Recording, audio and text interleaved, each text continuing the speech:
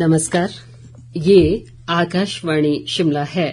अब आप पूनम शर्मा से प्रादेशिक समाचार सुनिए। आज के मुख्य समाचार।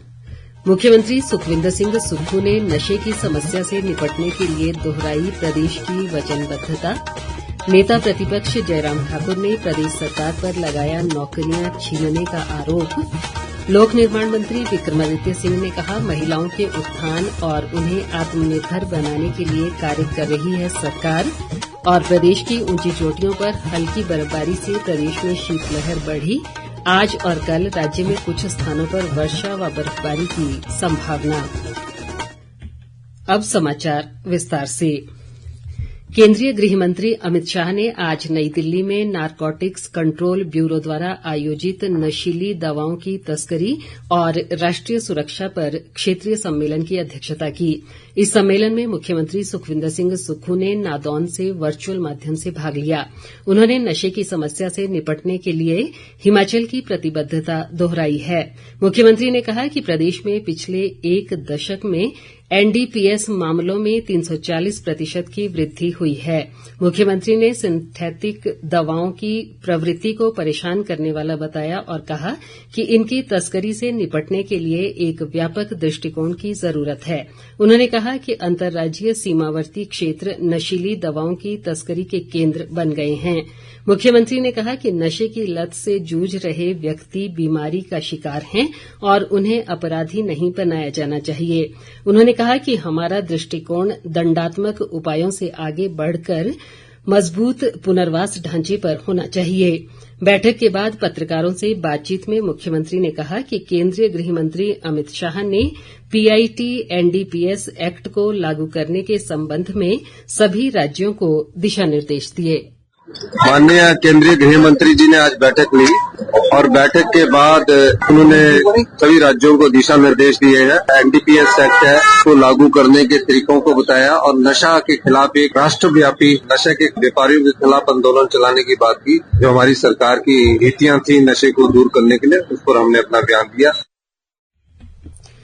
मुख्यमंत्री सुखविंदर सिंह सुक्खू ने कहा है कि पूर्व भाजपा सरकार ने बिना स्टाफ और संसाधनों के सरकारी संस्थान खोलकर इन्हें कमजोर किया, लेकिन अब मौजूदा सरकार इनमें सुधार कर रही है। मुख्यमंत्री आज नादौन विधानसभा क्षेत्र के हड़ेटा में economic development and livelihood generation परियोजना के शिलान्यास के मौके पर बोल रहे थे। इस परियोजना से क्षेत्र में इको टूरिज्म को बढ़ावा मिलेगा और स्थानीय लोगों को रोजगार के अवसर प्राप्त होने के साथ ही उनकी आय भी बढ़ेगी। मुख्यमंत्री ने कहा कि उनकी सरकार चुनाव की दृष्टि से नहीं बल्कि जनहित के लिए काम कर रही है। उन्होंने कहा कि सरकार किसी को भी प्रदेश में संपदा लूटने नहीं देगी। मुख्यमंत्री ने कहा कि सरकार के निर्णयों से गरीब वर्ग प्रभावित नहीं होगा और प्रदेश का एक समान विकास सुनिश्चित किया जाएगा। नेता प्रतिपक्ष जयराम ठाकुर ने कहा है कि सुक्खू सरकार नौकरी देने वाली नहीं बल्कि नौकरी छीनने वाली सरकार के रूप में जानी जाएगी।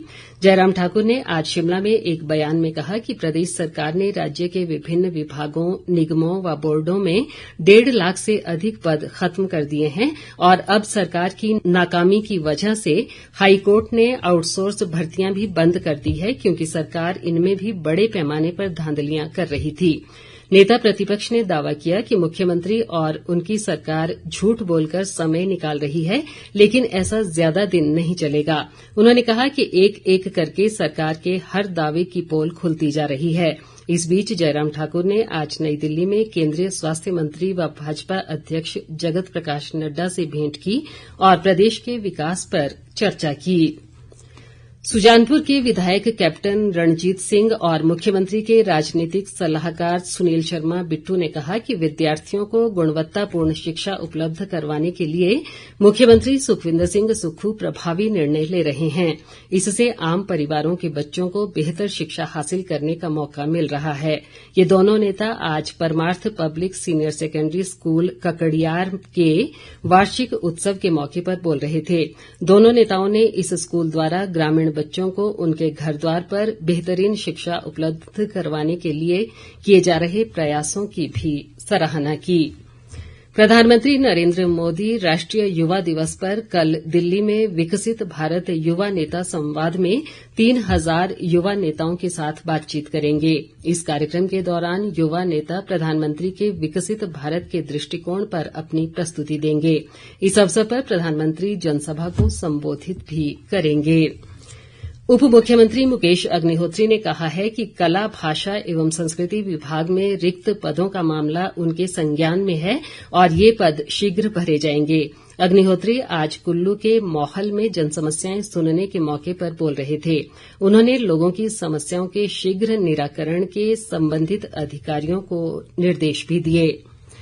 ताज़ा समाचारों के लिए आप हमारे Facebook page all India radio news Shimla, x handle @AIR News _ और YouTube channel AIR Shimla news पर लॉग इन कर सकते हैं। बाकी समाचार इस अंतराल के बाद। लोक निर्माण मंत्री विक्रमादित्य सिंह ने कहा है कि महिलाओं का परिवार व समाज में अहम स्थान है। यही कारण है कि सरकार उनके उत्थान और उन्हें आत्मनिर्भर व सशक्त बनाने के लिए निरंतर कार्य कर रही है। विक्रमादित्य सिंह आज शिमला ग्रामीण क्षेत्र के सुन्नी में बसंतपुर खंड के 81 महिला मंडलों के महिला सम्मेलन को संबोधित कर रहे थे। उन्होंने कहा कि सरकार ने महिलाओं के उत्थान के लिए विभिन्न योजनाएं चलाई हैं और हर क्षेत्र में उनकी भागीदारी सुनिश्चित की जा रही है।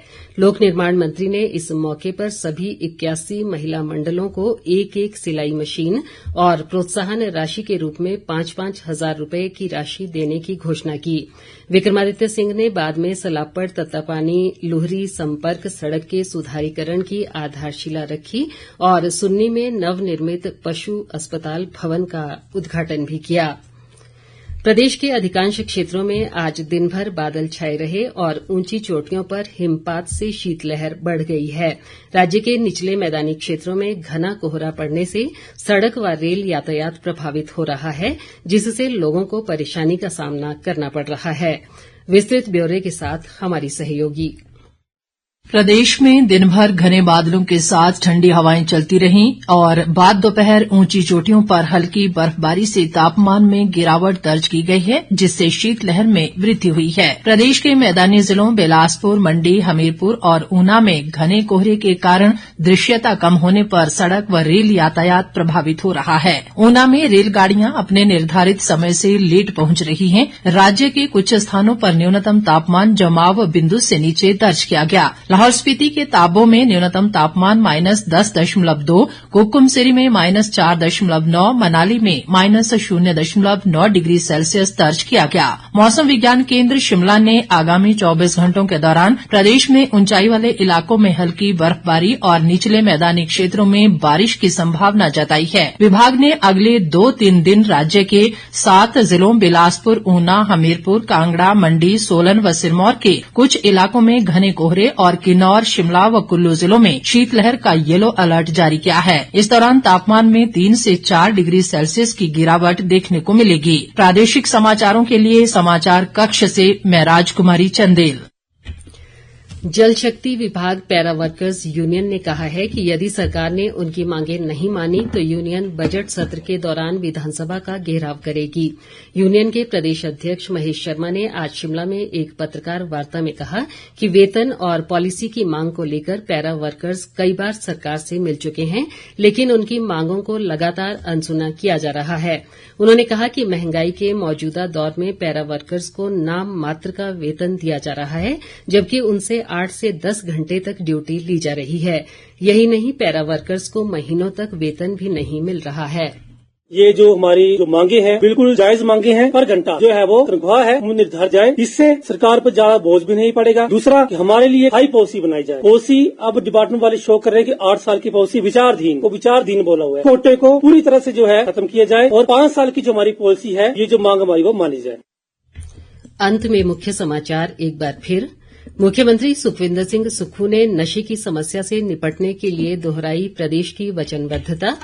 नेता प्रतिपक्ष जयराम ठाकुर ने प्रदेश सरकार पर लगाया नौकरियां छीनने का आरोप।